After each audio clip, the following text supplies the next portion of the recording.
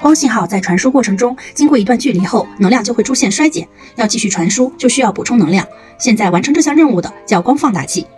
它可以直接实现光信号的放大，但是最早则是需要来回转换才能完成，就是先完成光电变换，再完成电光变换，才能实现放大传输的信号。而且在不同的场景下，需要的光放大器也不同。从目前看，主要分为半导体光放大器和光线放大器，其中半导体放大器又分为谐振式和行波式。光线放大器又分为非线性光学放大器和掺稀土元素光线放大器。那么，对于半导体放大器是如何进行放大的呢？它是采用应变量子紧结构的 PN 节气键，外部正向偏压，形成粒子束反转，也就是外部光进入后导致受激辐射，从而形成光信号的放大。掺稀土元素光线放大器则是通过增加铵、锫、钋等稀土元素，利用它们构建成多能级的激光系统，通过泵补光的作用，直接放大输入的光信号。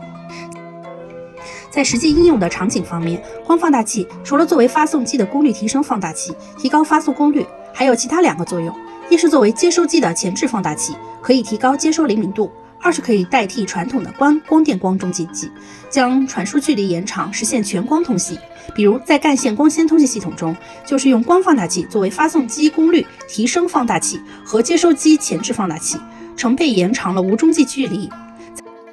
在光纤分配网中，如在 CATV 宽带分配网中，由于传统的 CATV 网采用的是同轴电缆，每隔几百米就要放大，网的服务半径约为7000米。现在使用了光放大器的光纤 CATV 网，网服务的服务半径不但扩大了很多，而且分配的用户数也大大增加。看到这里，我们知道看似简单的光放大器作用强大，促进了光复用技术、光固子通信以及全光网络的发展。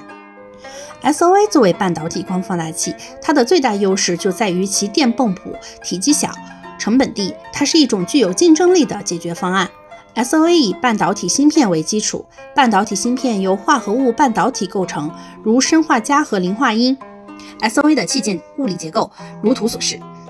该器件采用晶体生长法制造，通过金属接触层可向器件施加正向偏压，从而在 P 区产生空穴，在 N 区产生电子，两者都被驱动进入节区，与光子发射相关的空穴和电子在节区发生重组。SOA 的基本形式是半导体芯片、COC 还有碟形器件。如图所示，这是 SOA 的典型特性 ASE 光谱。当没有输入信号时， SOA 具有非常宽的 ASE 光谱。SOA 还具有光开关的功能，当 SOA 没有被泵补驱动时，它会吸收通过它的光。这种操作可用作光开关。为了提高消光比， SOA 也可以反向偏置。SOA 结构紧凑，效率高，成本低，可对连续波和脉冲信号进行放大。SOA 经常用于通信网络中，工作波长为13100纳米和1550纳米的信号。SOA 增益芯片还可用于构建外腔激光器，这种激光器已被用于高速率相干传输和波长灵活的光网络。光感知系统是 SOA 的另一项应用，特别是随着用于自动驾驶的激光雷达的发展。